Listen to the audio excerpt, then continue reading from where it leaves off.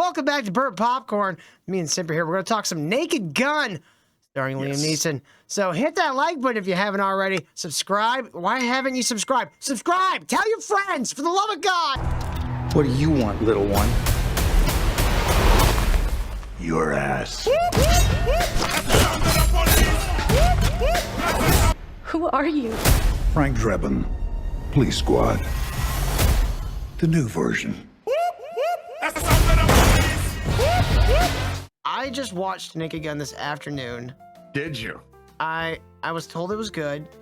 I didn't believe anybody. It was superb, is what I said. Superb. Don't. It was superb. I really liked it, but I did not love it. I don't think it holds up to the standards of the original Naked Gun, but I will give it some leeway for it's trying to be original and it's trying to be more modern with its references, and it did have some really great gags. So I give it like a high mid. Like it was good. It was good. But I don't know if it's as rewatchable as the originals. And I really got to deduct some points. It didn't have the title sequence that the originals had. It did not. I was disappointed that they didn't have the updated police car driving through all the different stuff. I would have even been happy with like doing like a modern day like maybe like a making fun of like Mission Impossible or something. Maybe like even modernize what their references, because that's a reference to like In the Heat of the Night, like shows like that. And so like if they were referencing like I don't know what the fucking modern day like cop movies are or cop shows are. But I feel like they could have done something a little more. But it's a small gripe because it's just the title sequence. But it's honestly one of my most beloved parts of the original movies. Yeah, I was sad that they didn't do that. In fact, even my son said that because I went and saw it with my 15-year-old. And he looked over at me and he was like, "They're not going to do the police car sequence?" And I was like, "I guess not." But yeah, it was a little sad. For me, I saw it before it came out. So there was an advance showing the night before before it released. Mr. Hollywoodland. I know, right? But I had just watched Happy Gilmore 2, and I was absolutely stoked for Happy Gilmore 2 because I figured it was Adam Sandler's fucking movie. He wasn't going to fuck up his flagship fucking movie, right? And Happy Gilmore was my favorite of all of them. And so I watched it, and I was so unbelievably disappointed by it that when we went to see Naked Gun, I went in with that mindset that this was going to really fucking make me sad. And so when I saw it and it kept the essence of the original movies, in my opinion, it's better than the second one. No, I remotely. And maybe the jokes that they had were fantastic. A lot of good jokes. Yeah, there's a lot of good jokes. Amazing. Like the just the little things. It was the tiny little things that made me happy. Like when he was like, "Well, you can't fight City Hall," and he was like, "Yeah, of course, it's a building." And it's shit like that just fucking cracked me up. The fact that everybody was handing them coffee, like the entire movie, but the coffees kept getting bigger and bigger and bigger until at the very end they had this giant coffee and they put it down. When he's like riding the owl and the guy hands him a coffee out of off screen, he's like, "Oh, it's just unbelievable." Like it's just the little stuff like that. I really like the casting. Liam Neeson's really great as Frank Drebin Jr. Pamela Anderson is great. The guy that played the second fucking Sabretooth, I can't remember his name. Hold on, let me pull up this thing real quick. I didn't like his partner. I thought the choice for Hank was bad. You mean the guy from Blackbird? Oh, Ed Jr.? Ed, that's who it was, not Hank. Yeah. But yeah, Ed, I did not like the guy they cast for Ed.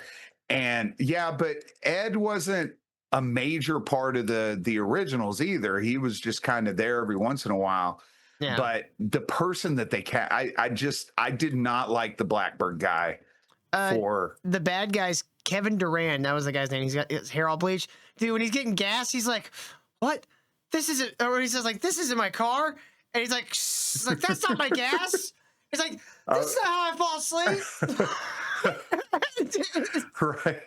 Some of the jokes are so stupid and silly. It's great. Well, and then my favorite joke in the whole thing, because we're so far past it, like it's on video on demand now, right? So we can I don't talk know. about Is some it? of this stuff. It should be close to there. It's out of the theaters. And so there's the best scene in the entire fucking movie is he's locked in this Tesla, and the Tesla is self-driving. And so he kicks out the window, right? Yeah. And then he goes through these series of things, and some of them were on the commercials, right? So he goes through these balloons so he can't get out, and he's stuck in there with balloons. And then he hits these beekeepers. And so now there's bees in it. And then there's guys walking glass across the street. Yeah, and that's just a glass. They're walking a windshield.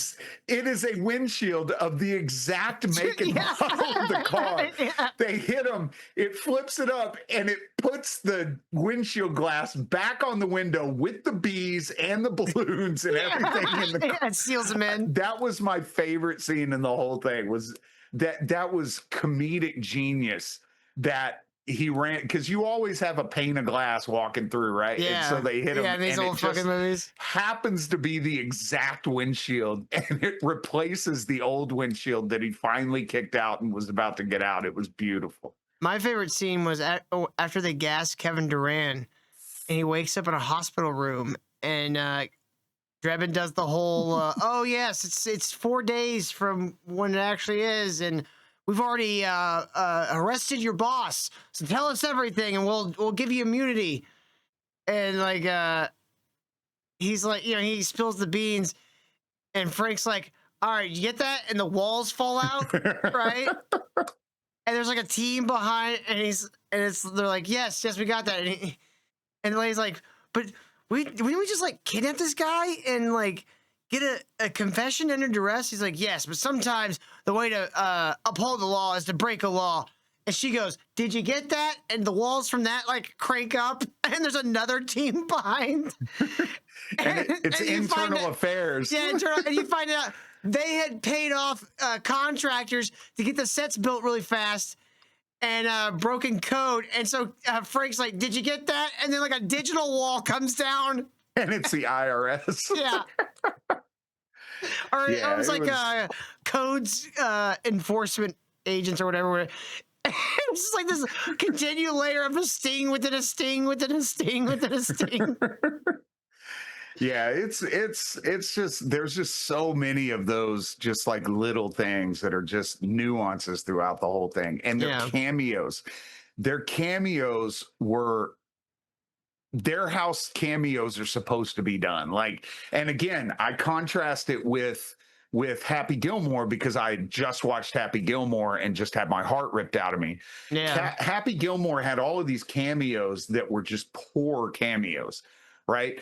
But this one had great cameos, like Batista. Is that his name? Dave Batista at the end. He's like, it just cuts back to Drebin. It's Dave Batista. There was no reason for Batista to be there.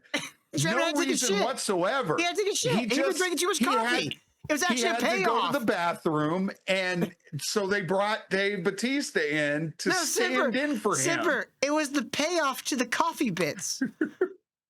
Drebin had to go because he had the coffee shits? Yeah, he had to take a coffee shit, and he came back, and that's why he was holding the coffee. I think one of my favorite bits, too, is like when he first meets Pamela Anderson, and he's like, "Would you like a chair?" And she's like, "No, thanks." And then at the end, she goes, "You know what? I think I'll take that chair." And then she grabs a chair and walks out of the office and just drags it through the bullpen. I think they did, if I remember right, they did in the second movie, I think, when he was talking to the billionaire guy in his office, and he goes, "Have a seat." And he's like, "Oh, I've already got one." Yeah, I already have one. So the plot is the exact same plot from The Kingsman. Yes, like verbatim, like identical, except I did like that the acronym was plot. Yeah, the acronym was plot. Device. That Plot was device. that was beautiful. And Weird Al Yankovic is going to be hosting private concerts for their Doom Fun Bunker. And then Or if you Giggle Bunker. stay It was called Giggle Bunker. if you stay to the very end of the awesome credits, dude, that credit song where he was singing the song, you know, that he mentioned during the movie, he said, I wrote a song for you and I'm going to try to get studio time to make it for you. Well, in between that and the credits, he had gotten the studio time. So the song that they played during the credits was his song to her. And it was fucking unbelievable. Oh, man. And then my totally legit theater version didn't have that. oh my God, you got to listen to that song. I can't wait till it comes out on digital. And then at the very, very end, after all the credits are done, you had Weird Al Yankovic sitting in an empty theater in a bunker going, where is everybody? Like, what the hell happened to everybody? That's great. And he was in the first movie too. Weird Al was a cameo in the first movie. Yeah, he was in a cameo in all of them. Was he in all of them? Yeah, he's in all of them. But yeah, he was like a huge part of that, and he was in there, and I was like, ah, man, that's how you do cameos. I think the first one's the only one he plays himself in. Like I think the third one, he's like somebody in the jail or the police station. Like they gets a gun, and then like Drebin opens the door into him. Yeah, it's somebody needs to call Adam Sandler and explain to him the difference between the cameos in Naked Gun and the cameos in the second Happy Gilmore. Because I think overall it was a real fun movie. I still don't think it's quite on the level with the original three. But you can never beat the originals. But I think that overall it does kind of hold in a lot of ways the spirit of the original movies, and I hope they get another one. It'd be great if they can get like a 2 and 3, do another trilogy every 50 years. Let's do another Naked Gun trilogy. Amount of money. How much did that movie make? Let me check. The little girl thing at the beginning was a little silly, where he just takes off the mask. That's why I thought they should have done a Mission Impossible spoof for the intro. And, you know, they have the Mission Impossible, like, title sequences have, like, all these different locations and shit that's all CGI'd. They could have done that and just made the locations and stuff funny. Like, I would have been cool with that. I've been like, oh, yeah, see, now we're modernizing it. Making fun of something that's more contemporary than, you know, in the heat of the night. 77 million worldwide is what it made. So they should, I think it only cost them like $30 million to make that movie. It's not bad then. So they should make another one. Yeah. Well, I say go see it, or when it comes out on digital, rent it, because it's definitely worth it. It's really funny. It's fantastic. They did a really good job with that movie. If you like the originals, you're gonna like this one. I think it's definitely one of the better legacy sequels that's come out in a few years. It's the best legacy sequel that they've ever done, in my opinion. Name another one. Name another legacy sequel outside of Mission Impossible that was as good. I don't know that you consider those legacy sequels, because they just never stopped. Well, the television show, they did the movies off of the television show, and I would say that at very minimum, the original couple of movies, the first couple of movies, were far better than the show. Yeah. But that's an outlier. Like the reboots of movies, they're just not. Yeah, they don't always work. They're just not. They're just not good. There's been a few good ones over the years. I'm really high, so I'm drawing a blank. But I know there have been a few good ones. But I think this is probably one of the better legacy remakes. This was one of the most dangerous, because you had a character that, you know, can only be played by one person. Yeah. And he was so good at it that you were just basically set up to fail. And I wouldn't say that Liam Neeson came anywhere close to Leslie Nielsen, but I think he was a really good choice. He did okay. He did okay. I don't know that I could name you someone who would be better. Yeah, I don't know. Yeah, I can't think of anybody better. But that's the Maybe most like dangerous if thing. he had When like a you have Bruce somebody- Willis, if he wasn't all like, you know, dementia No, and shit, he's about- or yeah, he's gone. it would even been funnier to make Frank Drebin Jr. black. That could have been like a nice little. No, that would have pissed me off. No, but that could have been a fun commentary on like the modern reboot shit, like how like they'll just race swap people, and like they could have had fun with that, you know. I did like that they didn't ice out OJ though. They still, even though like that they didn't make a big deal about OJ's son. They had that one scene, and that was Yeah, the you're like- only time you saw him in the entire that was movie. that was pretty good. That They shouldn't have put that in the. They shouldn't have put that in the commercials. That's I think the one thing. OJ Simpson was innocent, personally. I think OJ Simpson was covering for his son. I think OJ Simpson was covering for his housekeeper, who is IDF. Let's not get back into the Jews, okay? Semper, why do you? I'm literally sitting in front of Hollywood land. They're gonna lynch me out here. But yeah, guys, go see it. Thanks for watching. Hit that like button, and we'll see you guys on the next time. Later. Peace.